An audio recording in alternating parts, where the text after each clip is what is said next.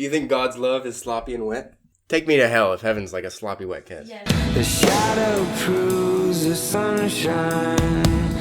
When you think of people at the top of the Christian charts, you probably think of people like Lauren Daigle or Toby Mac, right? You wouldn't think of Avril Lavigne, would you?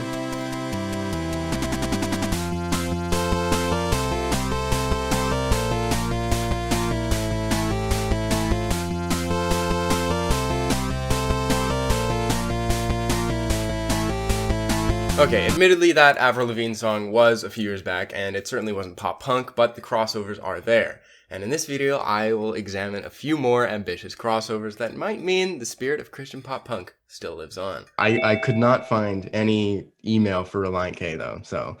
They're so hard to track down. The music I listened to in like the early 2000s, I hate to say it, I'm still listening to it. Oh. Sorry. Oh yeah, and I might have gotten a couple special guests for this one. A lot of people in our traditional like church setting, you know, they're not necessarily, you know, into the heavier music and stuff like that. But, you know, that's what kids today and just people that are our age relate to. One day in 2013, I was browsing the CD section of my local Christian bookstore. I saw with great delight that Stellar Cart had released a new album. At checkout, the cool bearded guy remarked as he scanned the CD, "One of the last good pop-punk bands left." 12-year-old me simply nodded and claimed my prize.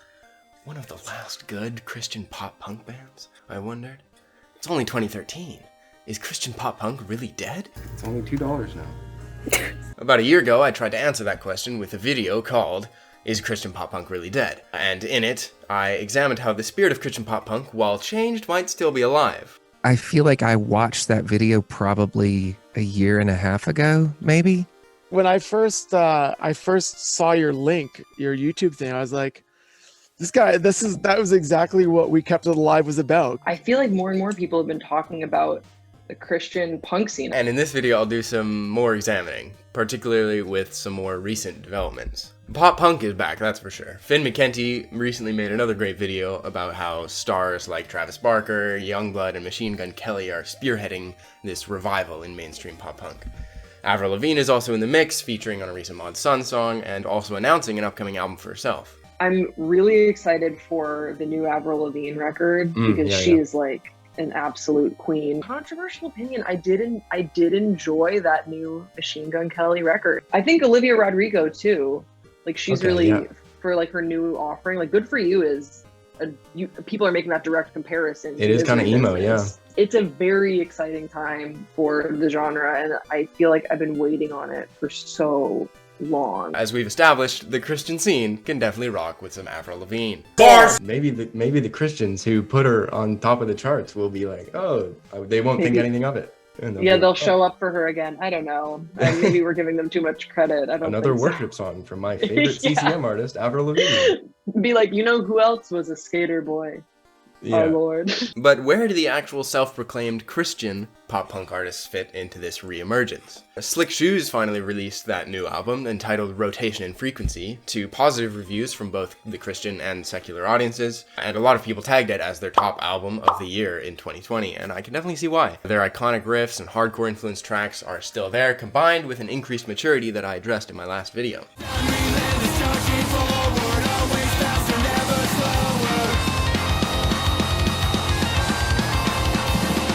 It even garnered a 5-star review from JesusFreakHideout.com, which is apparently no laughing matter. The JesusFreakHideout.com staff take the perfect score rating of 5 stars very seriously. In fact, we probably take it more seriously than most review outlets. Speaking of Jesus Freak Hideout, theirs was one site that I frequently returned to during my research for this video. A music review site established in the 90s to bring the latest and greatest in Christian music to the internet masses and beyond. I was pleasantly surprised to see that Jesus Freak Hideout offers a plethora of free downloads, most notably in their Songs We've Been Trying to Tell You About series, where they compile a bunch of tracks from various Christian artists, and most importantly, a fair amount of pop punk is in there as well. Nate Parrish, Light the Way, Home Plate, No Lost Cause, and even Craig's Brother make an appearance in their 2020 edition. The site also promotes indie music from pop-punk acts like Knucklesucker and At the Wayside. The comment section of my last video, too, was rife with more and more band recommendations. Labels like Indie Vision Music, Face Down Records, and Thumper Punk Records all put out a decent amount of releases that all inevitably draw comparisons with the olden days of Hawk Nelson, MXPX, and Relient K. The significant thing is, though, that none of these acts are exactly taking off. Almost like the Christian scene has become watered down. Newsboys is fully a worship band now. Yeah. And they started like with Peter Furler at the helm. They were way more punk. And now they're all about like, God's not dead. He's surely like, alive. Oh, and so the lineup has totally changed. Oh my gosh, that song. I thought it was a joke song at first. And, you know, while it's a neat site where you can find music that fits into what they define as Christian music, sites like Jesus Freak Hideout can almost be a detriment to the artists themselves, who might want to make a name for themselves. Like we talked about in the last video, applying this Christian label to them, making them a second choice after secular comparables. I remember all the posters in like our youth group, like bands that sound like so-and-so, you check out, I'm like, oh sweet, I never heard of this band.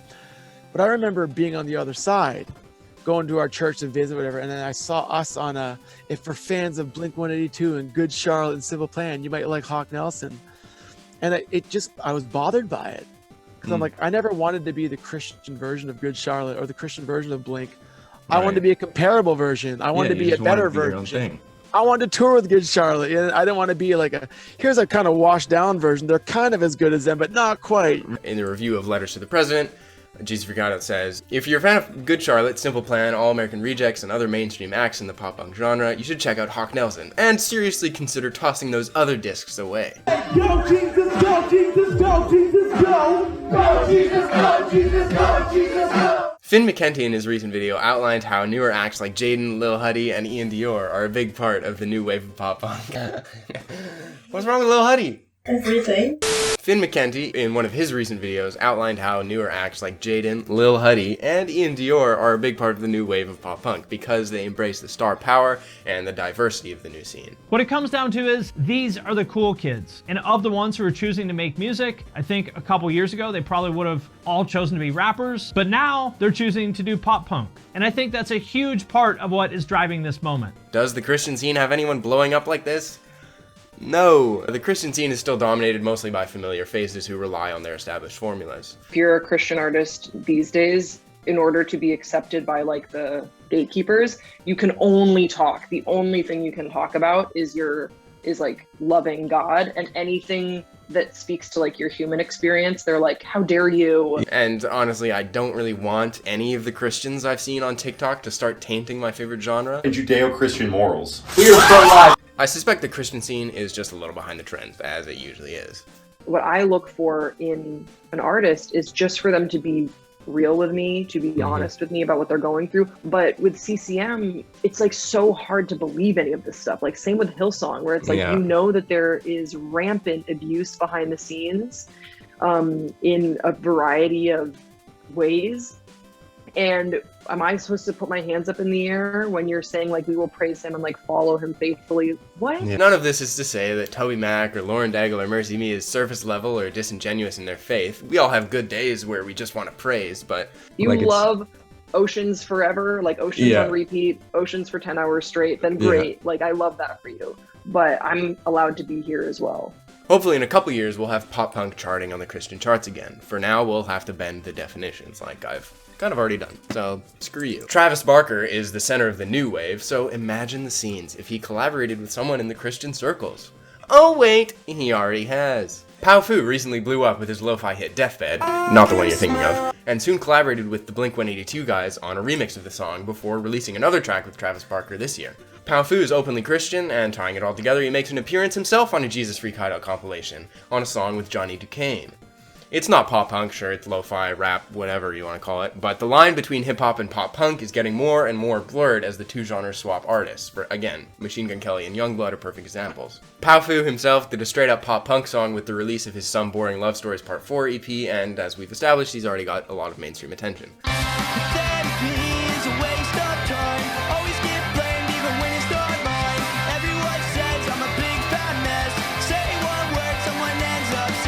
If being punk is to be like the Crystal Myers song, then we've also seen a fair amount of Christian rappers be punk, so to speak. Namely, you know, Lecrae, Derek Minor, and No Big Deal, to name a few. Again, these guys don't make punk music or anything near to it, but remember the crossover's there, and it has worked in the past for other artists. Unfortunately, again, Christian pop punk is super hard to define. Can a Christian punk band be punk simply because they are Christian, or must they be punk within Christianity? Historically, it was the former. That attitude of punk rock, you know, this sort of anti-establishment, going against the grain, going against everything, it fits in a couple of different ways with what Protestant evangelical Christianity is about, because they consider themselves to be countercultural. Even sort of reappropriating that kind of punk message made Christianity fun. But the second that you kind of turn that gaze inward or into Christianity itself, and you kind of start taking that sort of punk mentality and attitude and turn it against Protestant evangelicals, then the waters get really muddy, and then they're not really happy with, you know, it's not the optimal outcome for them. I think now we have to realize that just being Christian isn't really countercultural in a distinctly Christian culture. Without going to society on you, with the year that we've had, being more open and welcoming is a necessity for success in mainstream acceptance. Being open and accepting should fit pretty easily into punk ideologies, and for a bit of a harder edge, so should fighting against injustice. I think we just have to be open to everything, like shifting and changing as we as a culture change and shift our thinkings about people and religion. To thrive in this new reality, Christian pop punk, and really the Christian music industry in general, needs to keep up. Does it? Spoiler alert!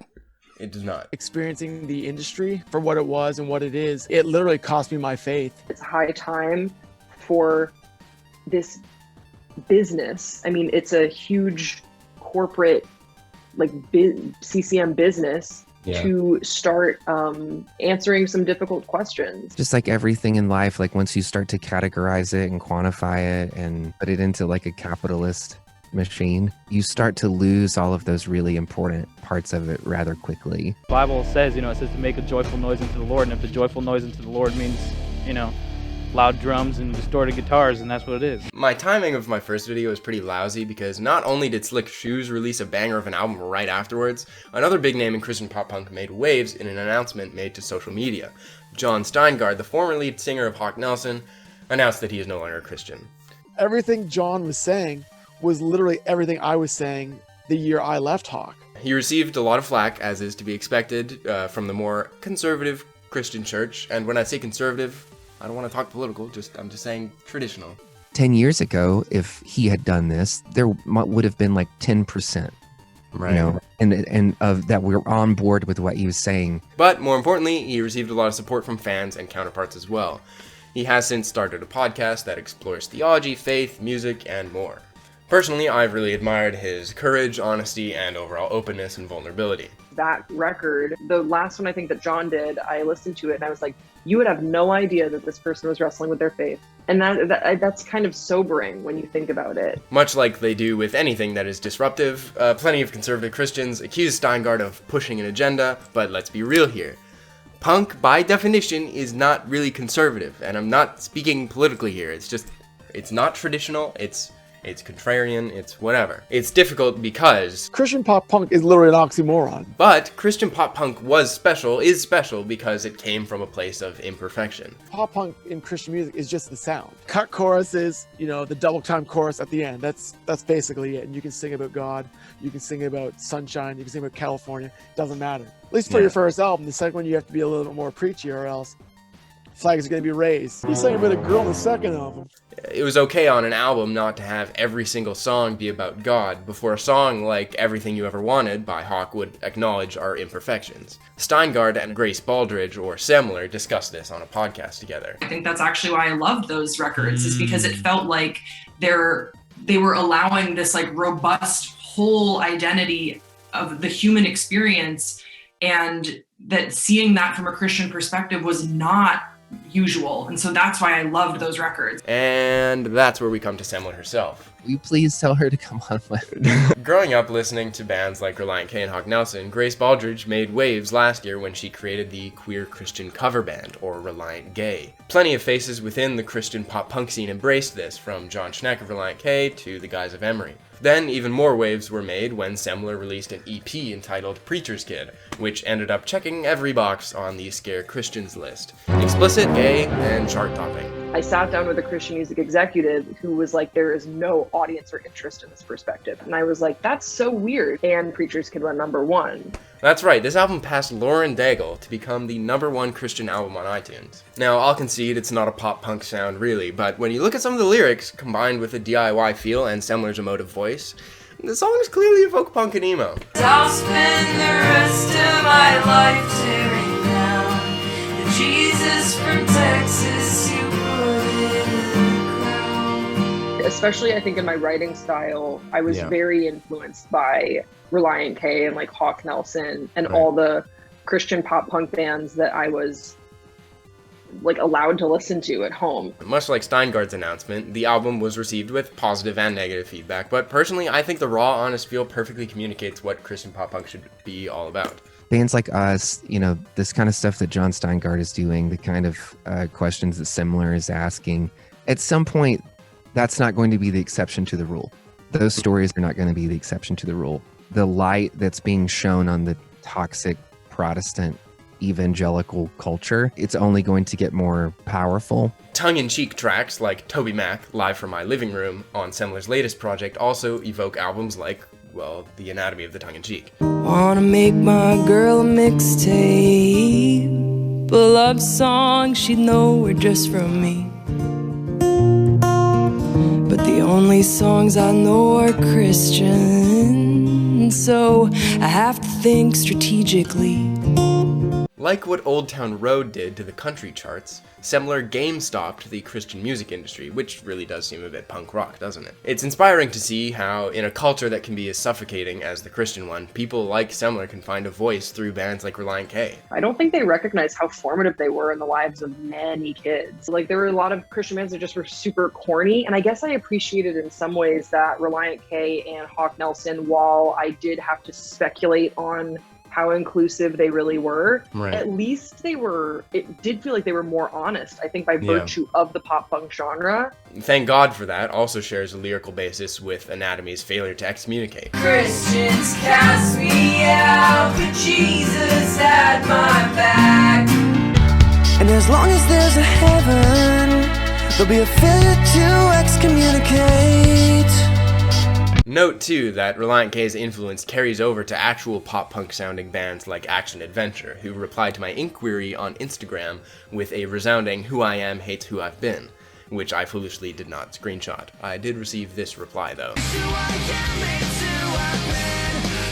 In addition to Slick Shoes, another Christian staple of punk in Five Iron Frenzy released a new album recently as well. Famously controversial within the Christian scene, Five Iron Frenzy is another one of those bands where the definition of Christian band is kind of danced around. There were certain bands that I think as a queer person, it's like hard to place exactly why. There's certain bands or artists that you just sort of knew were safe, if that makes sense, and Five Iron was always one of them. This newest release is perfectly in alignment with what we've discussed as Christian pop punk. The lyrics call out Confederate ideologies, the Evangelical Church of America, and on While Supplies Last, the 45th president himself. You said we all deserve this for not forcing kids to pray while your party loots the earth, then you tell us Jesus saved. Again, if we define punk as questioning Christian authorities, like I did in my last video, Until This Shakes Apart is perfectly in alignment. I mean, except for the fact that Fire and Frenzy is a ska band.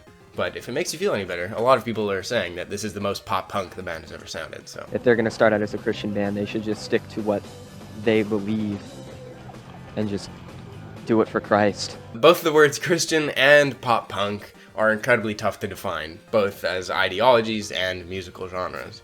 As far as punk goes, Dave Baksh of Sum 41 puts it nicely. Something that was based on not having any rules has probably one of the strictest rule books in the world. Christianity, too, is fairly subjective. It's all about a personal relationship between each of us and God. We were never a preachy band. I've never been a preachy guy. I work for a church and I'm still not a preachy guy. Sure, we can speculate if Matt, Grace, Toby, or myself are going to end up in heaven, but for us it's all speculation and shouldn't go beyond that. Your faith and your spirituality and you figuring out what the hell is going on here on this planet with consciousness and everything, like it's such an amazing miracle. So yeah, I think we just wanted to err on the side of letting people have the freedom to do that and to not feel like we were offering them, you know, some sort of spiritual gateway or key to something that they had to pay for. If someone praises God by listening to like Ghost or something, I mean, good for them. If God has a problem with it, then I'm sure he'll figure it out. Don't take this the wrong way, but I don't listen to Eleventyseven so that I can learn more about God, really. I don't. Bravo. Christians who curse sometimes summed it up nicely. We are all broken people in a broken world trying to describe increasingly complex emotions with a limited vocabulary and a limited amount of time to articulate exactly what we're trying to say. If a bad word does the job, so be it. They also refer to Mark 7 verse 15. There is nothing outside a person that by going into him can defile him, but the things that come out of a person are what defile him. So, if you listen to satanic music, I mean, as long as you're not worshiping Satan, that's fine. I don't know. I swear a lot in my natural language, and that doesn't necessarily mean that I'm like cursing at God, which again, I don't think is necessarily wrong either. No, yeah. I just think that we have to have this openness to how individually people connect with God. It shouldn't be that revelatory. Basically, music is subjective. Be willing to show up and have it mean everything and nothing at the same time. You have to allow that sort of frivolity, you know, to exist as well, like simultaneously with all of your bleeding heart, you know, introspective sentimentality. Christian music should be no different, really. However, spoiler alert, people still place their definition of God upon others. We're just kind of disappointed that they've kind of, you know, gone away from being really on it for Jesus, you know. We're looking for people who are just on fire for Jesus. I think they're ignorant, and I completely disagree. We were doing, I think it was a House of Blues or something. I remember we did our set, and I thought it was great. Whatever, day or two later, all the MySpace messages, the influx were pouring in. And I remember getting this message from a mom saying she drove X amount of hours to bring her daughters and her friends to the show. And not once did I mention Jesus. And because of that, she'll never bring her kids to a Hawk Nelson show ever again. And I was like, oh shoot, like what have I done? You know, that's literally how I felt. I felt so terrible. Then the very next message was this kid who, he's like, hey, he's like, I'd never heard of you guys. I went to see I don't remember who he was we played with. So I went to see so-and-so.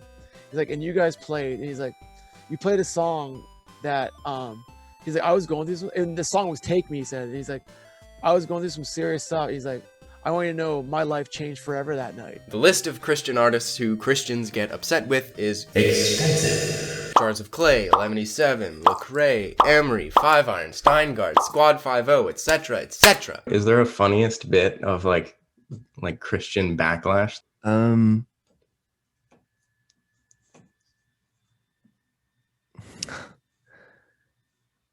There were lots of websites that we ended up on in the MySpace era that were propagated with these ideas that somehow we, you know, what we were doing or artists like us were doing were dangerous, or people feeling like we were indicative of a rotting away of Christian culture.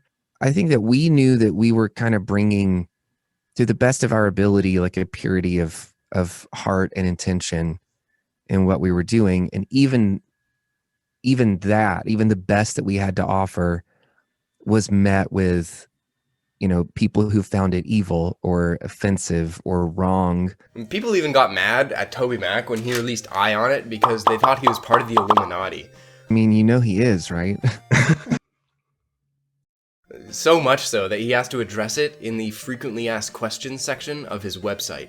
His official website. This kind of backlash never really made sense to me. Gatekeeping music is already silly enough as it is, and of all the music genres in the world, Christian should be the hardest to gatekeep, shouldn't it? Because it's inextricably linked to an undefinable deity. You shouldn't have to create conditions like scientifically to experience God. Like, okay, so if we go to the G at the end of when we're done playing A minor, then that's going to give this song a lift, and people will sonically experience the lift that they'll then think is the creator. It's all, that's so contrived. If you determine some song is unchristian just because it swears, that's disingenuous both to the artist and to God. Jesus Freak Hideout only lists 11-7 albums up to Rad Science. I mean, that's fine, they censor the shit in that one. And Matt no longer considers himself a Christian anyway. What about Jennifer Knapp? She came out as a lesbian in 2010, and as far as I know, she still considers herself a Christian, but, Jesus Freak Hideout seems to not know that she's released 2 albums since then. Jesus Freak Hideout warns that, in the case of Eleventy's Sugar Fist, the low amount of spiritual content should be considered before you invest in this green goo fest. But Semler, who mentions her faith, a fair bit in her music, is nowhere to be found on the site, curiously. You get more results for Avril Lavigne than you do for Semler. Hey guys, just a tip. If you're really all about bringing the latest and greatest in Christian music to the internet masses and beyond, then maybe you should talk about the album that went #1 on the Christian charts. By putting the music in a box, by extension, you would put Christ in a box, and that just can't be done. I think a lot of people really like him there. I keep finding so ironic that Christian celebrity culture is constantly controlling that narrative, and at the same time, the person that they worship was consistently doing everything that he could by our standards to destroy his credibility with everyone. Who are any of us to tell Grace or Matt or John or Jason or Lecrae that their relationship with Christ is or has been disingenuous? I now have the creative freedom, and I'm almost 40 now, so it's people don't care what I'm doing today, but I literally can just record stuff and release it as I want, and it doesn't have to be considered Christian music because Christians aren't going to buy it anyways, but there's still a message, whether a Christian audience will hear it or not, there's a message that a non-Christian kid can hear and get something out of it. And Crowder said, "Come as you are," and this is what these artists are doing. So what exactly are people complaining about? I think this is what the one thing I have left is all about. You can take everything I have, but you can't take who I am, which is a child of God. That's the only thing that I hope people take away from my music, or perhaps my example, is just that don't let people separate you from your creator if you want to pursue that relationship. Don't let people be like, no, this is how you talk to God. There's no mask required, man. That's totally a COVID pun, but seriously, there's no facade. This is who I am, and that's it, It's like a family, man. All these people, we have one thing in common, and that's Jesus Christ, man. And it's so rad when we can get together, and we can just love on each other, and we don't have any fear, any shyness, man, we're bold. Pop punk as a genre has also been historically tough to define. Sonically it can include hip-hop influences like what Powfu has been doing, or ska like Five Iron. But again, the general ideology, it stems from social justice and acceptance. A couple notes. First, this has not been the case historically. And not just in Christian punk. Alternative culture has a pretty rough history of treating women and minorities pretty lousily. Cool Metallica shirt. Can you name 3 songs? As a straight white guy myself, I can't really begin to touch on this, but I think what I want to emphasize in this video is that this new wave of pop punk can be a restart, what it should have been from the beginning. And how great would it be if us Christians did what we are supposed to and led the way? Second, sure, you can have conservative punk, but do you hear what you sound like when you say those 2 words? Within Christian punk itself, I don't doubt there are plenty of traditional beliefs. It's a religion, after all. I mean, I think it does align with when the white evangelical right became so entrenched with the Republican Party. There was no space for a punk expression in there. Sort of worship became the overarching, it's almost like the twin that ate its other twin. But remember that since punk says, I'm a member of society, but I can still acknowledge society's problems, Christian punk should say that, plus, I'm a Christian, but I still see the problems in the church. You can go right or left with this, but if your faith denies the humanity of someone, you're not being Christian, or punk for that matter. Just look at this quote from Adobe Radio's Baselines and Protest Signs column. Conventional wisdom generally arrives at the conclusion that punk is less a musical genre and it's more about attitude. It's rebellion, questioning authority, even nihilism. That's all great, go for your life, but it sure as shouldn't be mindless rebellion and nihilism. For the Christian definition, we might replace the nihilism with Christ. In general, I don't want my relationship with Christ to be mindless. It's great to question your faith, and if you're growing up on your parents' faith, that's just asking for trouble because you need to make your faith your own. Ask tough questions. Scream them loud from the mosh pit. Christian pop punk might be the perfect medium for the artists, and by extension their fans, to do this. Shout who you are, and thank God for that, rather than feel that great level of shame. You know the shame when like the lights come down and the smoke machine goes up, and you're like, all right, now it's time to feel really bad about who we are. No, how about we celebrate who we are rather than feel ashamed for it? And I'm pretty sure Jesus can handle it. If he can't, what a weak God we're praying to. Yeah, if he's right? like, that actually, that one hurt my feelings. What type of an almighty creator Doesn't listen to are punk. we? It's true too that the early pop punk scene was dominated again by people who looked like me. So this new wave of diverse artists is almost more in alignment with Christian and punk ideologies. If I did this video by myself, I couldn't really tell you many stories about feeling left out in this scene. They just aren't there. I've always felt great. Luckily, there are other voices out there. Take a look at the comment section of a Meet Me at the Altar video, or this one from Finn McKenty's Women in Rock video. The rock community in general needs to take a good hard look inside and realize that it has not been inclusive. And then the first reply on that comment is, which is ironic since rock music came from rebellious social outcasts to begin with. And I would take it one step further in the Christian scene and say that it's ironic because Christianity came from an outcast as well. You might know him. Or there's a story from Eleventyseven about this album. You might notice on the cover of this album, it's missing a few of these characters that you might have seen in the iTunes version or on the official album art. Because, and I quote, it's missing the characters because a youth group subscription service said that the characters looked too Asian and weird. I mean, I'm assuming it's in America. I guess Canada would be that bad too, probably.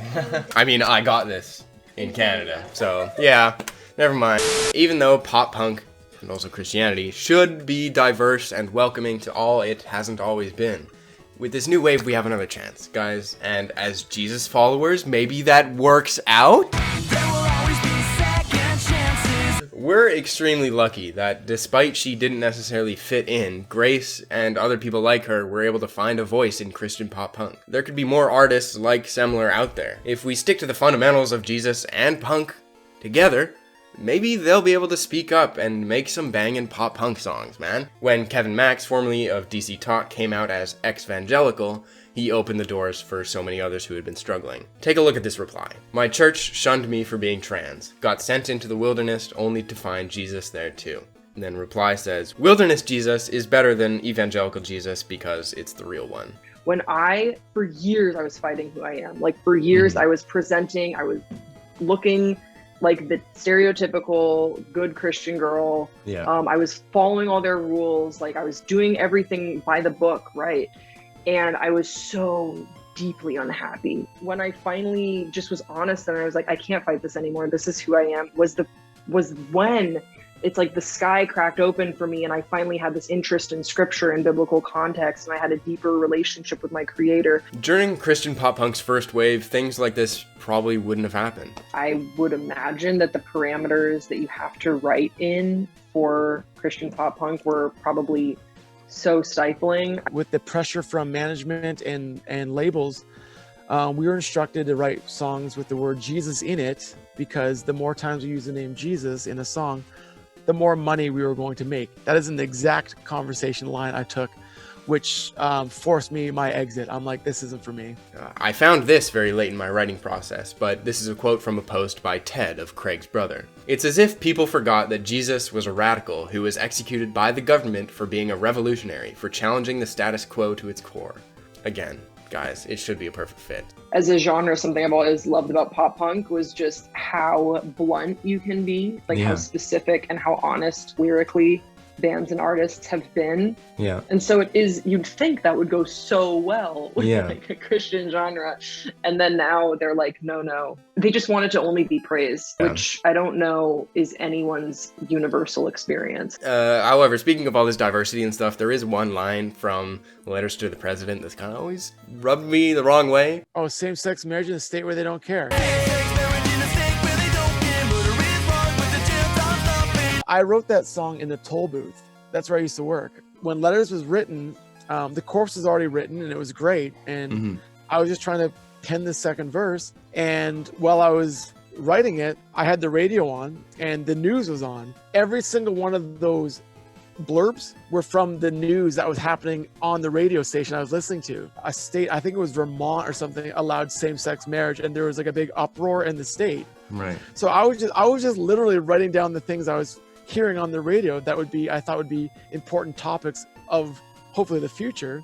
I was never like, oh, this is terrible. I was just I was literally penning down everything that the news was going on. In Hawk Nelson's world, that was as pop punk as they got. I was also 19, so that's great.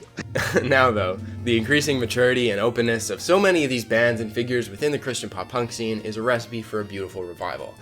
I mean, as long as the industry itself keeps up.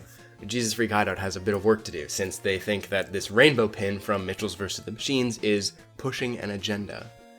But otherwise, much like how Travis Barker supports new mainstream pop-punk artists, the support for Relient K from Christian artists heralds a bright future for Christian pop-punk. Now, no one's going to play me on the radio, and nor does that matter, so that pressure's gone. So I think that makes the pop-punk more real, too, because you can sing about what you want. Yeah, and totally. It doesn't matter about the result. I will always write pop-punk music, and I won't be able to stop, even when I'm 60 years old. Hopefully these new artists are accepted by the industry eventually and won't have to make a living and also do pop punk, as Jason says. If you see a new pop punk band, you almost have to ask them, like, so what do you do for work? Blake Evaristo of Action Adventure wrote about representation in a feature on Adobe Radio. I couldn't help but obsess over the fact that none of the bands or artists I looked up to looked like me.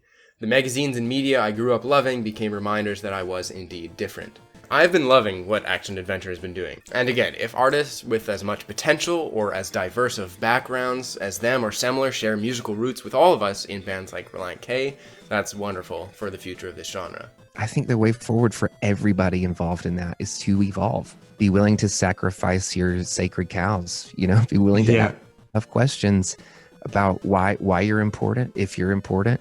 If these beliefs are important, if they serve, if they are perpetuating a togetherness and a oneness with us as a species, or if they're just creating barriers and divides.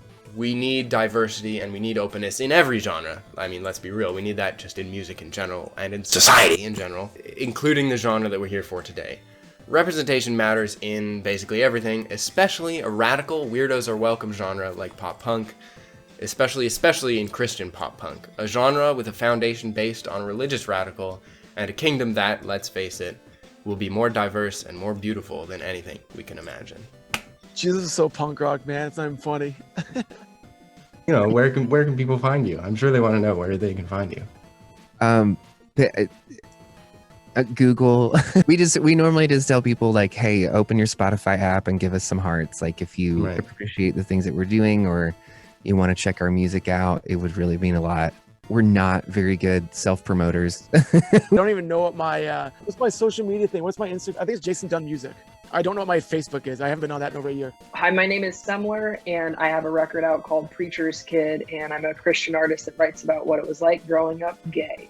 I did think that Meet Me at the Altar was a Christian band initially because, the altar, but the name means like a marriage altar, so, oh well.